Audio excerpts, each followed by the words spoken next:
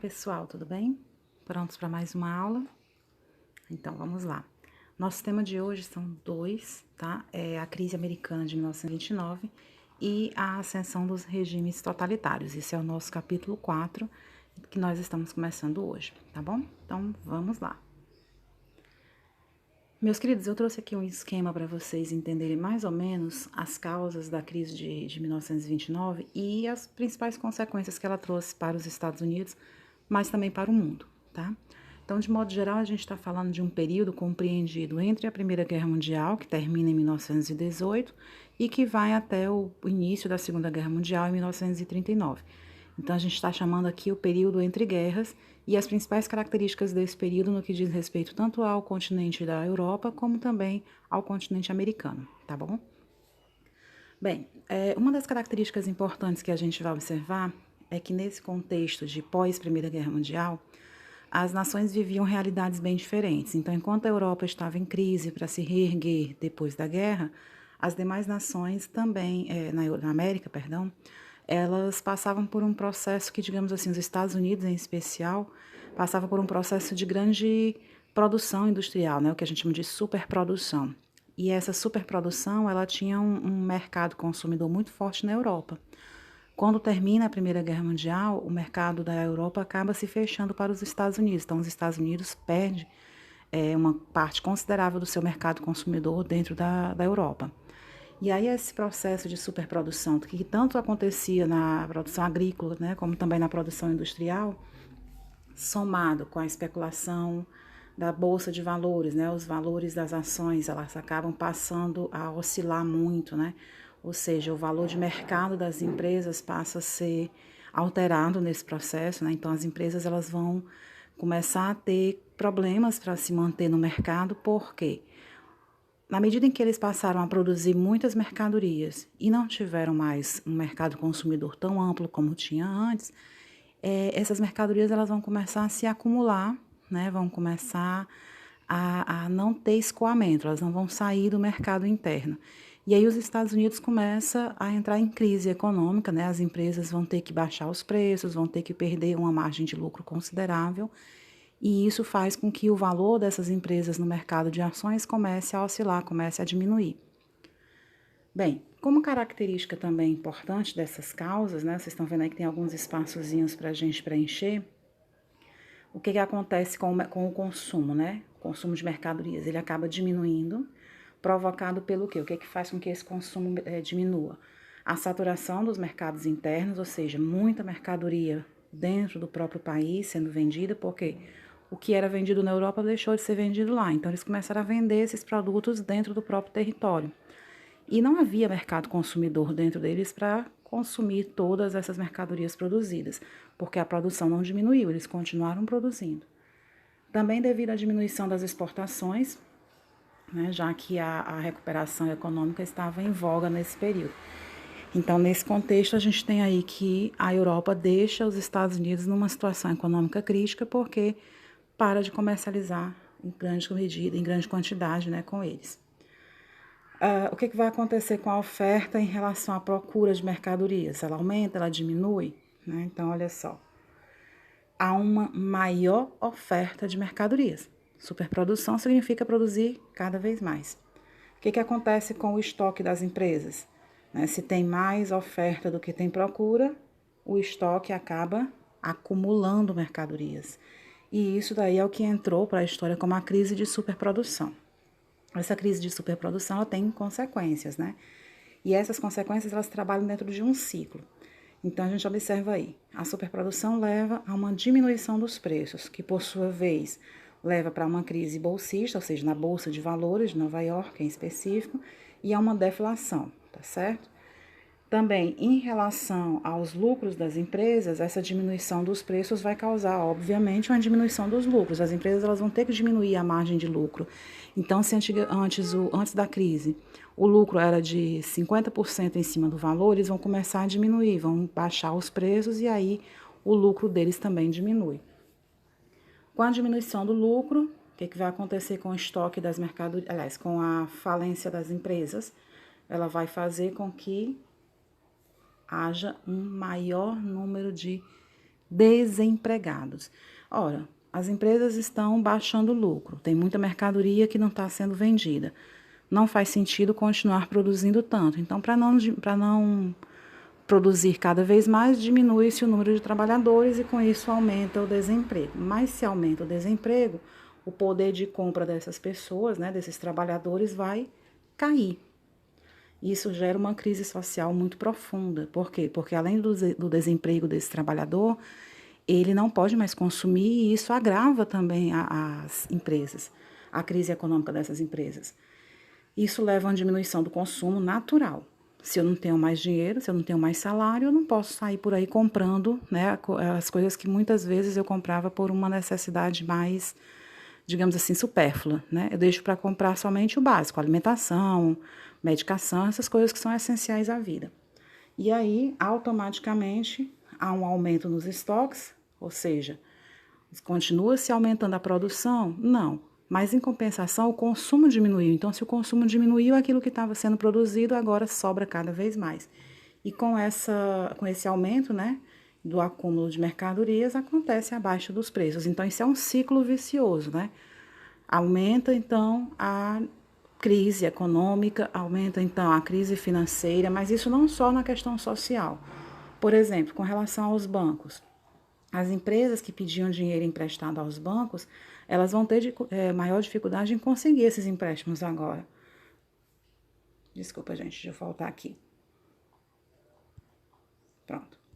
Então, o que vai acontecer? A queda do preço das ações dessas empresas, né, elas vão diminuir o seu valor no mercado, vai levar ao que ficou conhecido como a crise de 29, ou o crash da Bolsa de Wall Street, ou a quebra da Bolsa de Nova York.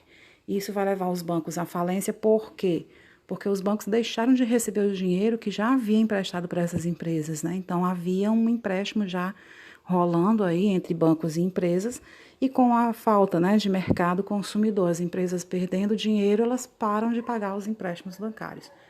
Isso faz com que essa crise bancária comece a restringir o crédito a essas empresas, ou seja, não se financia mais, não se empresta dinheiro, não se dá mais crédito às empresas, ok? E ao mesmo tempo se exige que elas paguem as dívidas anteriores. Então, por isso que muitas empresas acabaram entrando em falência, muitas pessoas acabaram se suicidando, começaram aí uma crise também social e de saúde muito grave dentro dessa população. Então, não atingiu somente os trabalhadores na base desse sistema de produção, mas também o dono do capital, o dono da empresa, tá bom? Então, essa crise ela foi muito grave, que é também chamada de deflação ou depressão econômica, tá bom? Então, tudo isso são sinônimos. A Grande Depressão de 29, a crise de 29, a queda da Bolsa de Valores de Nova York, tudo isso é o mesmo caso, é a mesma coisa. Bem, passando aqui adiante, nós temos algumas imagens, né, que caracterizam esse movimento, essa agitação econômica na cidade, né, no país em específico, mais centralizada ali em Nova York. Ao longo de outubro de 1929, foram postas à venda cerca de 40 milhões de ações a preço baixo, acentuando-se a queda, que em alguns casos atingiu 90% do seu valor. Em 24 de outubro de 29, a chamada, né, Quinta-feira Negra, 13 milhões de ações foram postas à venda abaixo do valor real e não foram compradas. Isso é o crash da Bolsa de Valores. Aqui a gente tem, pessoal, um mapa mostrando aqui o cenário mundial dessa crise, os efeitos que essa crise teve dentro dos Estados Unidos, mas que não ficou restrita, né, a eles. Então, vocês veem que essa crise liga os continentes da América ao continente europeu, ao continente africano também. Então, em certa medida, essa crise foi considerada mundial, porque a globalização já começava a aproximar esses territórios e a diminuir essas fronteiras.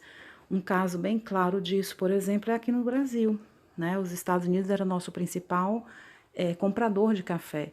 Então, se eles não estavam mais conseguindo manter o mercado deles interno, eles também vão parar de comprar de outros países. Então, foi isso que a gente viu, inclusive, na última aula, né? Os Estados Unidos pararam de comprar o nosso café, os cafeicultores exigiram do governo, né, que ele tomasse uma medida para evitar, né, que a crise nos atingisse, o governo compra com dinheiro público o café que os cafeicultores paulistas estavam produzindo e manda queimar, para que não houvesse, né, esse excesso de oferta e o preço do café tivesse que diminuir.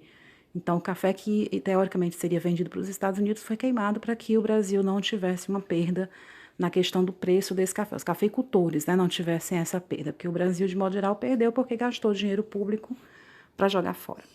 Tá bom? Passar adiante aqui para gente. As principais razões dessa Grande Depressão, a gente já andou fazendo alguns comentários, eu não vou ler todo esse texto com vocês, mas aqui é basicamente um resumo daquilo que eu estava falando com vocês, né?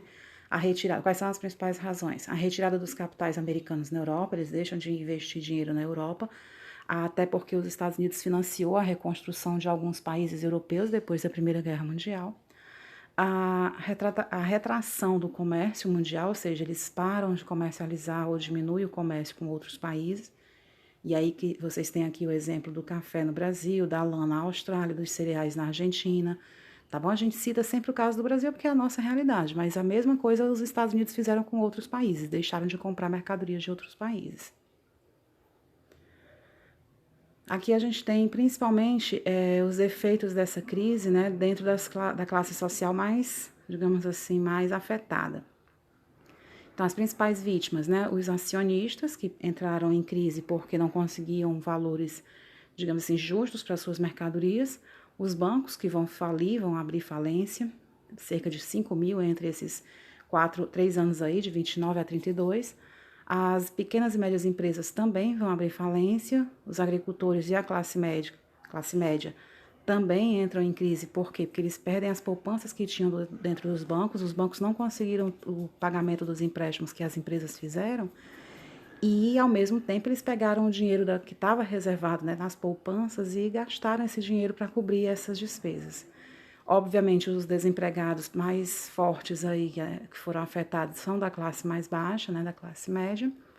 Houve um aumento no desemprego, em termos de problemas sociais. A questão da fome, que assola a população pobre, né, e aí algumas medidas de enfrentamento à crise, seria a ideia de distribuição de sopa para os pobres, e a questão da miséria, né, da falta de moradia, por exemplo, a criação das chamadas Hoovervilles, que eram espécies de favelas, né, como a gente tem hoje. Muitos casos de suicídios foram relatados, houve consideravelmente um aumento do número de criminalidade, né, então pessoas que muitas vezes agora tiveram que recorrer ao roubo, né, por uma questão de não morrer de fome. Não era mais a questão só de adquirir bens de crescimento, né, de crescimento pessoal. Ressurgimento também das práticas racistas e a agitação social. Aí dentro dessas práticas racistas, tá, gente, foi uma perseguição muito grande à população negra, tá, considerada um peso morto para essa sociedade americana. Então, a Ku Klux Klan, por exemplo, ela vai se fortalecer e vai começar a pregar, né, o extermínio dessa raça. As regiões mais, digamos assim, agrárias nos Estados Unidos tiveram muito essa presença desses grupos, né, racistas. Bem, as respostas que foram criadas, né, ou seja, a tentativa da América de superar essa crise, a gente tem algumas em específico relatadas no chamado Plano Econômico, né, do New Deal, do Franklin Delano Roosevelt, presidente dos Estados Unidos na época, e ele vai tentar criar várias medidas para melhorar a economia, para tentar superar a crise econômica, né? Então, é uma tentativa do Estado de interferir na economia para recuperá-la, né? E aí é baseada nas teorias do economista inglês, John Keynes. Os principais objetivos a gente tem aí, né? A diminuição do desemprego, que era um dos casos mais graves, né? E aí essa tentativa de diminuir o emprego, principalmente com a criação de obras públicas, né? Para gerar emprego para essa população mais pobre.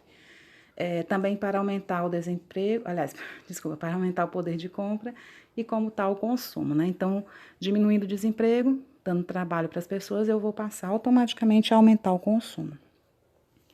As principais medidas dele indenização, né, aos agricultores que reduziram as suas áreas de cultivo a fim de diminuir a produção. Então, se ele tinha fazenda de 100 hectares, ele vai cultivar somente 50% dessa terra. Para quê? Diminuir a produção. Se tem menos produção, a gente não tem tanta crise econômica sobrando, né, produtos para serem vendidos. vai dar crédito agrícola para pagamento das dívidas, vai fixar os preços, né, os níveis, desculpa, de produção e os preços de venda ao público. É como se fosse uma tabela, criar uma tabela de preços, né, das mercadorias para que não houvesse competição aí entre as grandes empresas. Criação de uma lei, né, de um conjunto de leis, ou seja, da legislação para controlar a atividade da Bolsa e dos bancos, da Bolsa de Valores, tá? E a realização de grandes obras públicas. Essa daqui eu acho que foi uma das medidas que mais conseguiu gerar emprego, né, nessa ocasião. E aí, dentro dessas principais obras públicas, a gente tem as barragens, canais, escolas, estradas, pontes, caminhos de ferro, ou seja, os trilhos, que era uma das medidas que foi mais forte, né, nesse combate ao desemprego. A gente também tem estabelecimento de uma ideia de salário mínimo, né, para toda a população, menor valor em salário que deveria se receber um trabalhador.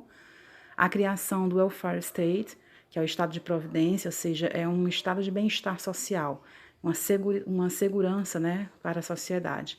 Subsídio de desemprego, de doença, é como se fosse uma aposentadoria, né, uma forma de fornecer valores para essas pessoas se manterem numa situação de desemprego, de doença que impossibilitasse o trabalho, né, a aposentadoria por velhice ou por invalidez. Os resultados desse New Deal basicamente foram esses, né? A diminuição, a gente tem aqui uma tabelazinha sobre um gráfico sobre o desemprego nos Estados Unidos após esse período, e aí a gente pode observar que houve sim uma diminuição do desemprego em cerca de 50%, tá? Isso aí entre 33 e 37. Vocês têm aí esse gráfico que ele mostra ali a questão dos milhões de desempregados, por exemplo. 12 milhões de desempregados em 1933 e quando a gente chega em 1937 a gente tem um decréscimo, né? A curva ela cai e passa para 7,2, que é exatamente esse período de abrangência, né, de criação do New Deal. Há também um aumento na produção industrial, então, consequentemente, se o consumo, né, se há mais emprego, há mais consumo e aí a indústria volta a produzir. Há uma recuperação da economia e um reforço do poder do Estado, que é uma ação protecionista, tá bom? Gente, eu deixei aqui uma galeria de fotos para vocês, tá bom? Por exemplo, das Hoovervilles, das cenas em que eles, por exemplo, estão lá nas ruas, né, para receber o sopão. Mas essas fotos vocês vão poder analisar com mais calma, a gente vai passar para o segundo tema, tá bom? Vou deixar aqui só para a gente depois comentar na correção dos exercícios. E aqui a gente chega no nosso segundo tema, que é sobre a ascensão do totalitarismo, ou seja, dos regimes onde os direitos civis, os direitos da população são consideravelmente retirados ou caçados, né, por assim dizer, e a população acaba se vendo sob o domínio de um Estado forte, centralizador. O termo totalitarismo trata-se de um conceito político de exaltação do Estado, da nação ou de uma classe social, às quais o indivíduo deve estar totalmente submetido. Então, controle máximo do Estado sobre a população. As nossas principais características, né? A principal causa desse crescimento, desse surgimento dos regimes totalitaristas. A gente viu que depois da Primeira Guerra Mundial, a Europa passou por crise, né? Ela precisava se reerguer da guerra. Então, eram cidades destruídas, eram populações dizimadas. E aí, de modo geral, a Primeira Guerra Mundial, ela trouxe consequências não só durante a guerra, mas ao longo de todos esses anos que a sucederam. Também a gente vai observar a influência da Revolução Russa, né, onde a população ela acaba derrubando o czarismo, a gente já viu esse conteúdo. Então, os sovietes, né, os conselhos dos operários, eles acabam derrubando o poder do czarismo, né, do imperador, do rei, do czar, e assumindo um maior controle, uma maior participação dentro da Rússia. A crise de 29, que nós acabamos de ver, também é uma das causas desses regimes totalitários, porque a crise fez com que houvesse a necessidade, com que a população da Europa sentisse a necessidade de que um líder, que alguém surgisse para retirá-los, né, da crise, que reerguesse a nação, né, principalmente no caso aí da Itália, no caso da Alemanha, que são os dois principais centros, né, de formação desses regimes totalitários. E também o apoio dos partidos conservadores, né? Partidos extremamente nacionalistas que defendiam uma exaltação da nação, um ressurgimento, né? Uma reestrutura mesmo desse poder das nações, do nacionalismo. Então, como consequência dessas causas, né, como resultado, surge a ideia de que um determinado líder, e aí a gente vai observar em cada um dos países, os principais exemplos na Europa, esse líder seria capaz de salvar essa nação. A ideia de um salvador que, para salvar o país, para salvar o seu povo, ele precisava que o povo confiasse totalmente nele, né, assumisse a liderança com o total apoio da população. E nós temos alguns dos mais importantes exemplos aqui nesse quadro. Então, a gente tem na Itália, né, o fascismo de Benito Mussolini. A principal definição aí dele, o slogan dele é acreditar, obedecer e combater. Acreditar no líder, né, acreditar na nação, obedecer esse líder e combater os inimigos, que seriam qualquer um que se levantasse contra essa nação. Mais em específico, os grupos minoritários, tá? As minorias raciais, as minorias sociais. O primeiro modelo totalitarismo, na verdade, surge exatamente aí na Itália. Na Alemanha, o mais conhecido, porque talvez tenha sido um dos mais responsável pelo maior número de extermínio de uma raça, né? Especificamente os judeus, que é o da Alemanha com o nazismo de Adolf Hitler, né? Esses nomezinhos que aparecem entre parênteses é como esses líderes eram conhecidos. Então, na Itália era o Duce, que era o Benito Mussolini. Na Alemanha, o Führer, que é o Mussolini, desculpa, que é o Adolf Hitler, tá bom?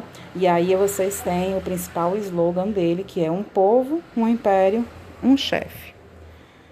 Já em Portugal e na Espanha, por exemplo, aqui não fala, mas em Portugal e na Espanha, que são os países ibéricos, a gente vai ver, por exemplo, uma cópia, tá? Uma reestruturação, uma readaptação desse modelo do fascismo. Então, na Espanha, por exemplo, a gente vai ter a figura de Francisco Franco. E aqui em Portugal, ele coloca aí o Estado Novo de Salazar, Francisco Salazar, aliás, desculpa, Antônio de Oliveira Salazar, que era considerado o salvador da pátria, e o slogan dele, né, a estrutura básica do governo dele era Deus, Pátria e Família. Acho que tem até algumas semelhanças, né, vocês vão observar aí em slogans que surgem em políticos já na modernidade, né, nos dias atuais. E na União Soviética, né, na União das Repúblicas Socialistas Soviéticas, o comunismo, baseado no governo de Stalin, também chamado de stalinismo, seria o pai, né, considerado pai do povo. Ele vai exaltar simplesmente a figura desse líder como o grande salvador da nação. Então, ele vai agregar para si esse poder social, poder político, poder econômico, com um controle máximo da população. Na verdade, todos eles trazem dentro de si isso. As principais características desse governo, gente, é manter a população sob o domínio, sob o controle do Estado em todos os setores. Eu trouxe aqui esse textozinho, vocês vão poder dar uma lida nele melhor, mas pela questão do nosso tempo, eu vou analisar direto o resumo dele, tá bom? Então, todos esses itens que vocês estão vendo aqui, eles são colocados de uma forma mais sintética, mais resumida nesse quadro. Então, por exemplo, quais são os princípios básicos, quais são as características básicas dos regimes totalitários? A ideia do totalitarismo, né, que é um Estado forte, controlando em absoluto a vida política, econômica, social e cultural. Então, a vida na parte política, a vida das pessoas na parte econômica, a social e na parte cultural, tá bom? Como assim na parte cultural? Por exemplo, eram censurados filmes, notícias, reportagens, qualquer comentário que fosse produzido, fosse através de música, através do rádio, do jornal, eles eram censurados. Só era permitido falar bem do governo ou bem das políticas do governo.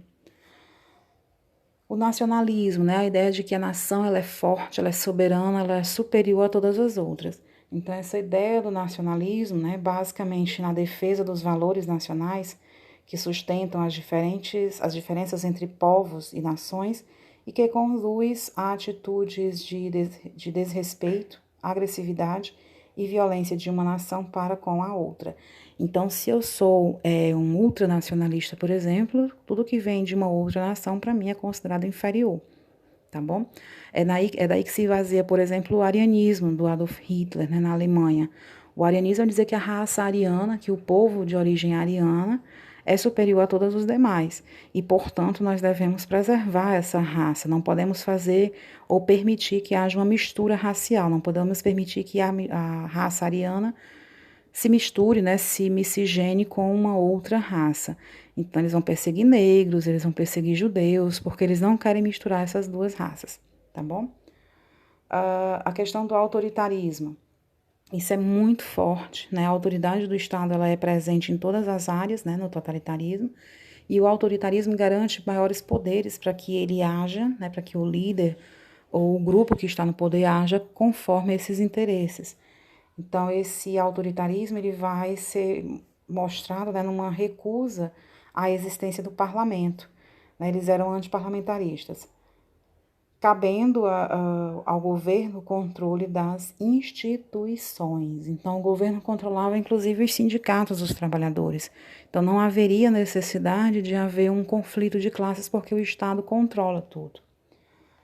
Bem, dando continuidade, a ideologia oficial principalmente, né, assegurada numa forte propaganda dirigida a favor do Estado. Então, todas as aulas, por exemplo, eram voltadas a ensinar aos jovens, às crianças, a obediência máxima ao Estado. Os jornais, eles só publicavam notícias, os jornais oficiais, né? Só publicavam notícias a favor do governo, né? Pró-governo, então isso era muito forte. O imperialismo, que era uma tendência para a expansão do território. Gente, de modo geral, todas essas nações que se desenvolveram, né, nesse modelo totalitário, elas vão também promover uma conquista, vão buscar uma conquista de maior território, né, fora do seu continente, para mostrar esse poder. Então, esse imperialismo é exatamente a formação de impérios, a conquista de territórios em outras áreas. Daí, por exemplo, a gente vê a Segunda Guerra, esse grande avanço, né, de uma nação sobre a outra. Na verdade, o regime totalitário na verdade, uma das principais causas, se não a maior causa, da Segunda Guerra Mundial, onde os países vão começar, a Alemanha, que tinha sido proibida até de formar um exército na Primeira Guerra Mundial, quando termina, né? Ela assina o Tratado de Versalhes proibindo ela a formar um exército. E, de repente, esse sentimento de nacionalismo vai crescendo, Hitler vai liderando essa população, e eles não só formam um exército muito forte, como eles começam a avançar e conquistar territórios na Europa, tá bom? Outra característica importante é o culto da personalidade. Essa personalidade seria referente ao líder, tá bom? Então, cultuar o líder, valorizar a ideia de que esse líder ele é o salvador dessa nação, ele pode, por seus próprios méritos, reerguer o país. Militarismo é uma base muito forte, né? Eles vão garantir esse poder, esse domínio, por meio da força militar. Então, esse militarismo é a aplicação de o seu poder, né, dentro da sociedade, dentro de uma hierarquia militar, de uma disciplina das forças militares sobre a sociedade.